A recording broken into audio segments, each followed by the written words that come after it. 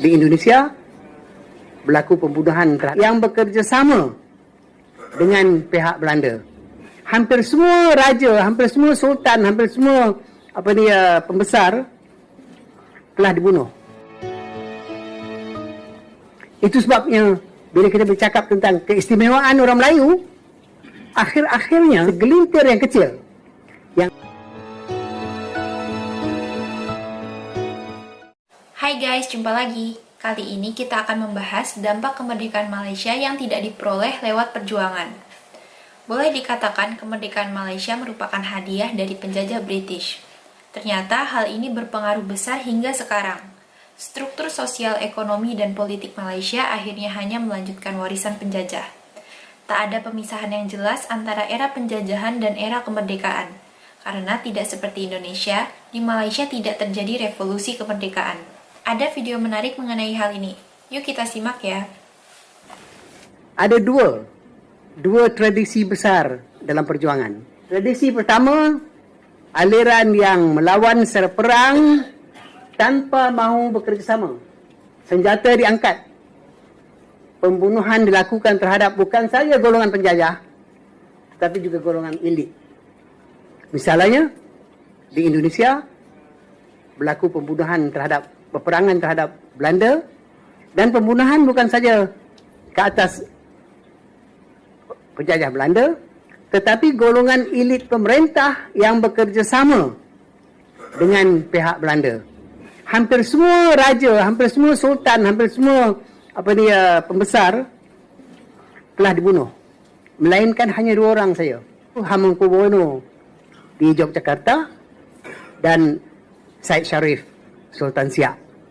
Mereka bekerjasama dengan rakyat untuk memperjuangkan kemerdekaan. Jadi ini berlaku bukan sahaja di Indonesia, tetapi juga di Kenya. Kenya apabila Kenyatta misalnya mengangkat senjata. Mengangkat senjata dengan golongan Kikuyunya dan akhirnya telah mendapat kemerdekaan. Tradisi yang kedua ialah tradisi bekerjasama ataupun bersyubhat dan diperolehi kemerdekaan dikatakan secara aman dan damai. Saya sebut sini dikatakan kerana saya akan jelaskan nanti bahawa tidak semestinya ia berupa damai, kan?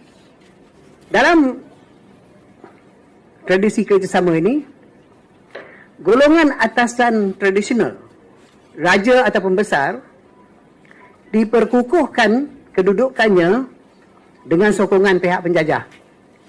Di sini mereka tidak melawan penjajah. Ini terutama sekali dalam perjuangan kemerdekaan yang akhir-akhir yang dipimpin oleh Tunku Abdul Rahman. Yang elit tradisional yang menentang penjajah diturunkan. Ada raja misalnya diturunkan di Perak ke di mana-mana, kan? Di Selangor dan di Terengganu juga. Raja diturunkan. Dan dinaikkan raja yang dianggap boleh bekerjasama dengan pihak British. Dengan sejarah yang agak ringkas itu, kan, soalannya ialah kemerdekaan itu untuk apa dan untuk siapa? Ada terutama sekali di kalangan profesor kangkung yang mengatakan kita ni tak pernah dijajah.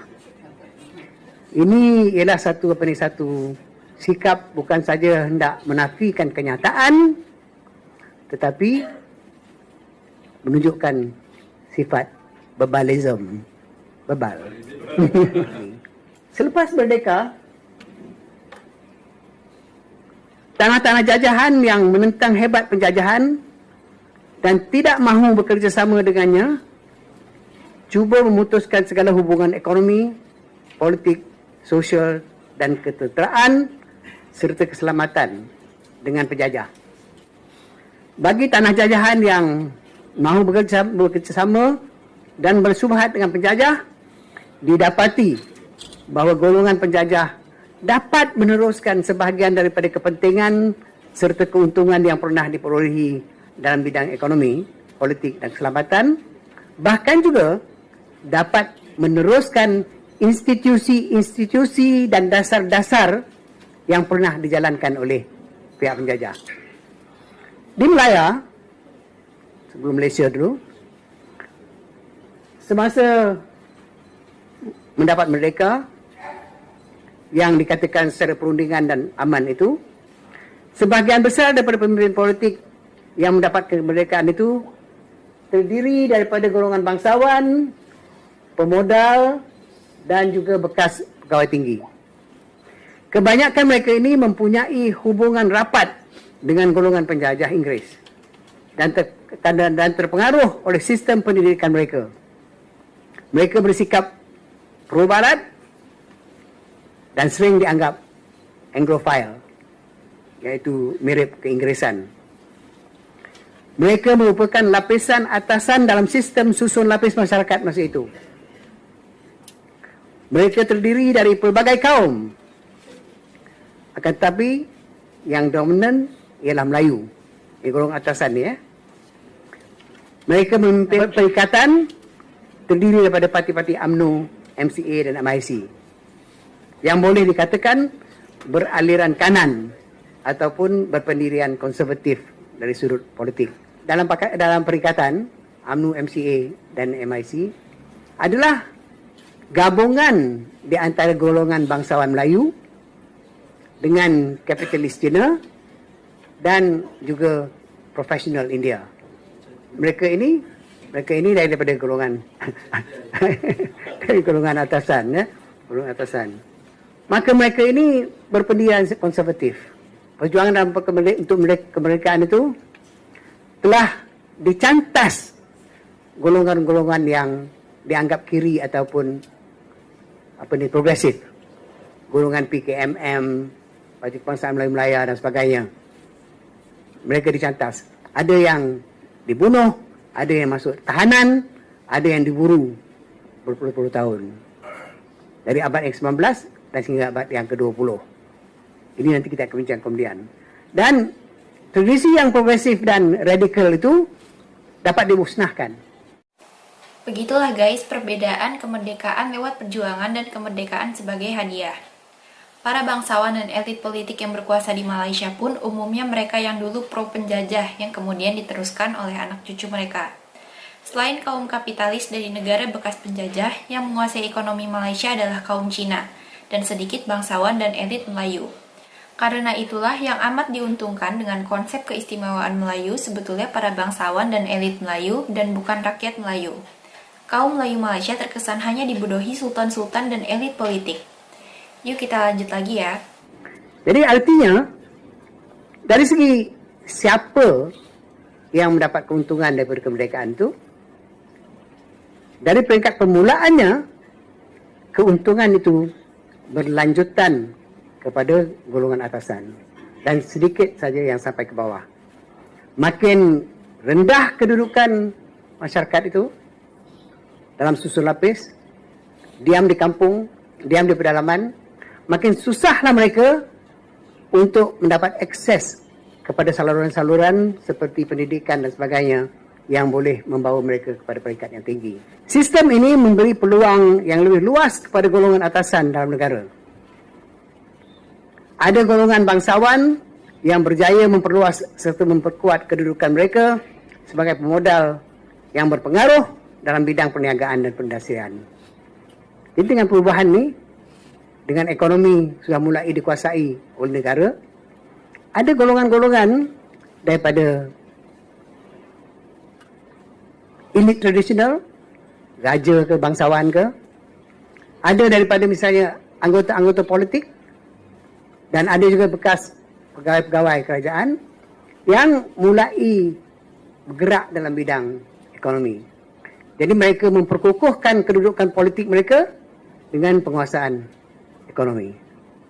Akan tetapi, pengaruh mereka ini tidaklah sekuat golongan pemodal yang berjaya memperkuat kedudukan dengan bertambah berkembangannya ekonomi negara mengikut arah kapitalisme yang digalakkan. Dalam keadaan di mana ada kompromi, ada syubhat, maka kuasa penjajah terhadap ekonomi itu masih kuat. Dan ini ternyata dengan apa yang berlaku sekarang ini, masih kira-kira 40% daripada kuasa ekonomi adalah di tangan bekas-bekas penjajah. Ada golongan misalnya Tionghoa dan sedikit India, dan sekarang ini ada Melayunya yang menjadi kapitalis. Tetapi kuasa mereka kalau dibandingkan dengan kuasa imperialis dan kolonial itu adalah masih rendah. Dan ini terutama sekali di kalangan orang Melayu. Di kalangan bukan Melayu, terutama saya Cina tadi, Tionghoa, yang ada kuasa ekonomi, bilang mereka adalah kecil. Dan golongan ini pula, dengan terbukanya keadaan politik, cuba menambah kekuatan ekonomi mereka dengan memperkuatkan kedudukan politik mereka. Jadi akhirnya ialah golongan yang banyak kaum, berbagai kaum yang sama-sama bergabung di atas itu dengan memonopoli kuasa ekonomi dan politik. Kuasa ekonomi dan politik inilah yang memberikan mereka pula kedudukan yang tinggi dan kokoh dari segi susun lapis masyarakat. Jadi bila kedudukan politik kuat, kedudukan ekonomi kuat, kedudukan sosial tinggi, maka tentulah keistimewaan akan lebih banyak diperolehi oleh mereka. Itu sebabnya bila kita bercakap tentang keistimewaan orang Melayu, akhir-akhirnya bukan orang Melayu di pedalaman, bukan bumi putera di pedalaman, bukan Melayu dan bumi putera yang di lapis rendah, tapi segelintir yang kecil yang sekarang ini sudah dapat menumpukan dan memusatkan kuasa ekonomi serta kuasa politik dengan meletakkan diri mereka pada kedudukan yang tinggi yang boleh mudah seterusnya mendapatkan akses dari segi politik dan ekonomi itu. Golongan atasan yang bertambah kuat terdiri daripada pelbagai kaum. Akan tetapi majoritinya seperti yang saya katakan tadi adalah Tionghoa. Ini kalau kita ambil yang tempatan saja. Kita ambil misalnya bekas penjajah yang masih ada kuasa ekonomi. Daripada 100 orang yang terkaya dalam negara ini, hanya kira-kira 10% saja terdiri daripada orang Melayu. Ini masih kedudukan Tionghoa masih kuat. Daripada 40 orang terkaya, cuma 6 orang saja Melayu yang mempunyai hubungan keluarga atau kroni yang rapat dengan tokoh-tokoh paling berkuasa dalam negara. Jadi, sudah berapa tahun merdeka? Sejak 1957. Kemiskinan masih ada. Kebetulan, majoriti ini adalah Melayu. Dasar hanya mau membela Melayu. Pertama, tak membantu Melayu. Dan menimbulkan kemarahan bukan Melayu.